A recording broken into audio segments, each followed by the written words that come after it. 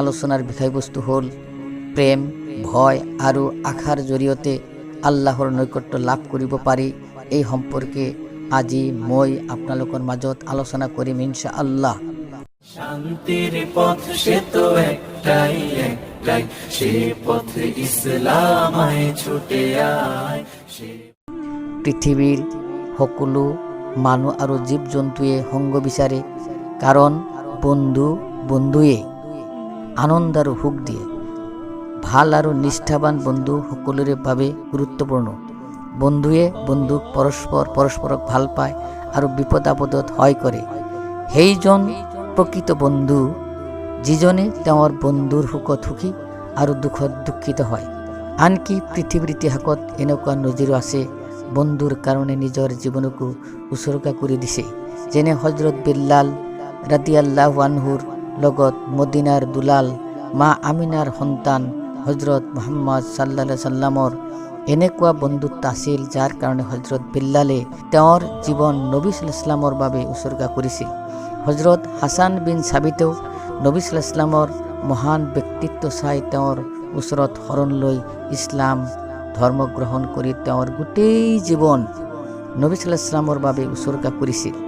হজৰত ৱাশকুৰণী ৰাদিয়াল্লাহু আনহুৰ হজৰত মুহাম্মদ সাল্লাল্লাহু আলাইহি সাল্লামৰ প্ৰেমত বুৰ গৈ তেওঁৰ গোটেই জীৱন নবী সাল্লাল্লাহু আলাইহি সাল্লামৰ কাৰণে কুৰবানী কৰিছিল। ইয়াৰ উপৰিও হজৰত আবু বকৰ ছিদ্দিক ৰাদিয়াল্লাহু আনহুৰ বাবে নিজৰ জান মাল উচৰ্গা কৰি দিছিল। বন্ধুত্বৰ এনে উদাহৰণ ইতিহাসত অনেক আছে। সেয়ে এজন কবিয়ে কৈছে, সুখৰ সময়ত কত বন্ধু হয়, কিন্তু তাৰ লেখ আছে, দেখিলে দুখ নুগুৰাই মুখ, নেপায় চিনি কি পাছে। বিপদ আহিলে কাক বন্ধু বলে, তেতিয়াহে জনা যায়। বন্ধুত্ব হ'ল এটি স্বৰ্গীয় প্ৰেম। এই প্ৰেমত বিশ্বয়ো আনন্দত মতলীয়া হৈ আছে। প্ৰেম অবিহনে কোনো মানুহ, আনকি কোনো জীৱ জন্তুও পৃথিৱীত জীয়াই থাকিব নোৱাৰে। প্ৰেমত ঘূৰে ভূমণ্ডল, প্ৰেমত ফুলে শতদল। প্ৰেম অবিহনে কোনো এখন ঘৰ, কোনো এখন পৰিয়াল, কোনো এখন সমাজ আৰু দেশ এখনো শান্তিৰে চলি থাকিব নোৱাৰিব। তেন্তে প্ৰেমনো কি? কিয় প্ৰেমৰ প্ৰয়োজন? কি কাৰণে মানুহ আৰু জীৱ জন্তুৰ মাজত প্ৰেম গঢ়ি উঠে? প্ৰেমনো কি? ইয়াৰ উত্তৰ বৰ জটিল। তথাপিও মই অনুভৱ কৰিছোঁ যে প্ৰেম এটি স্বৰ্গীয় বস্তু। এই প্ৰেম আল্লাহ তাআলাই মানুহ তথা গোটেই সৃষ্টি জীৱক দান কৰিছে, যাৰ পৰশত মানুহ আৰু জীৱ জন্তুবিলাকে পৃথিৱীত শান্তিৰে বসবাস কৰিছে।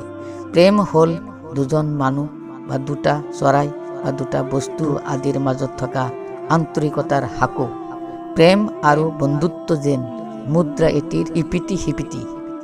প্ৰেম বা বন্ধুত্বৰ শব্দগত অৰ্থ হ'ল ভাল পোৱা, মৰম, চেনেহ, আশা, আকাংক্ষা, উচৰ্গা, ত্যাগ, সংযম আৰু মহব্বত। প্ৰেম আৰু মৰমৰ জৰিয়তে মানুহ তথা পৃথিৱীৰ সকলো জীৱ জন্তুৰ মনো জয় কৰিব পৰা যায়। মহান আল্লাহ তাআলাৰ নৈকট্য লাভ কৰিব বিচাৰিলেও প্ৰেম, ভয় আৰু আশাৰ প্ৰয়োজন। প্ৰেম নোহোৱা ইবাদত বন্দিগী আল্লাহ তাআলাই গ্ৰহণ নকৰে। আল্লাহ তাআলাই কৈছে, যদি মোক ভাল পাবলৈ বিচৰা তেন্তে মোৰ প্ৰতিটো সৃষ্ট জীৱকে ভাল পাবা। আৰু তেওঁ কৈছে, যদি মোক ভাল পাবলৈ বিচৰা তেন্তে মোৰ ৰাছুলক নবীক ভাল পাবা, আৰু মোৰ নবী সাল্লাল্লাহু আলাইহি সাল্লামক ভাল পাবলৈ বিচাৰিলে তোমাৰ পিতামাতাক ভাল পাবা। এয়ে হৈছে মহান আল্লাহক নৈকট্য লাভৰ চিলচিলা বা শিকলি। এই প্ৰেমৰ চিলচিলাৰে আগবাঢ়ি গ'লে এদিন নহয় এদিন আল্লাহৰ দৰ্শন লাভ হ'ব। বুজুৰ্গসকলে কৈছে, আশা, ভয় আৰু প্ৰেমৰ মাধ্যমেহে আল্লাহৰ দৰ্শন লাভ কৰা যায়। আল্লাহ তাআলাই কোৰআন শৰীফৰ সূৰা ৰহমানত কৈছে, যিজন মানুহে নিজ প্ৰভুৰ সন্মুখত থিয় হ'বলৈ ভীত হয়, তেওঁৰ কাৰণে দুখন বেহেস্ত আছে। আশা আৰু ভয়ৰ নামে হ'ল ইমান।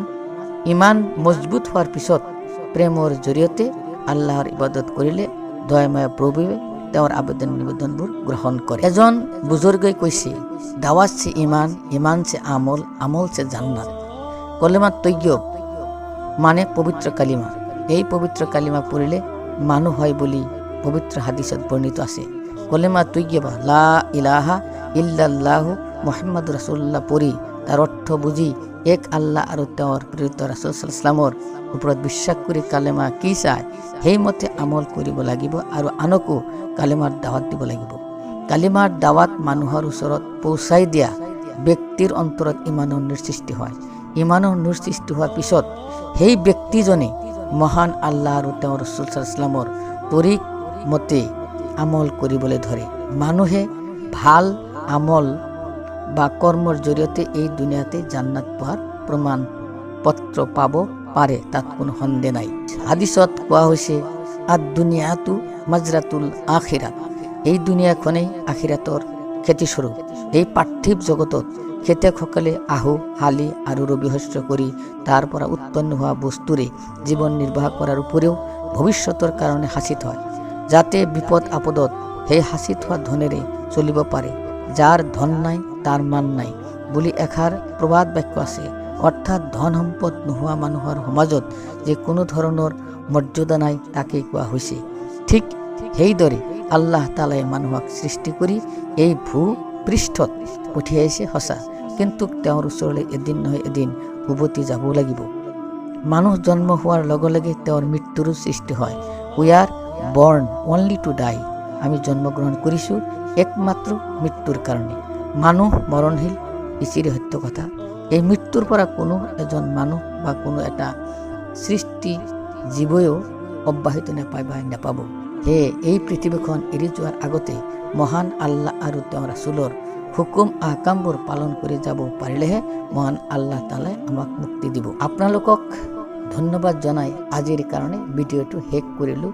ওয়ামা আলাইনা ইল্লাল বালাগ।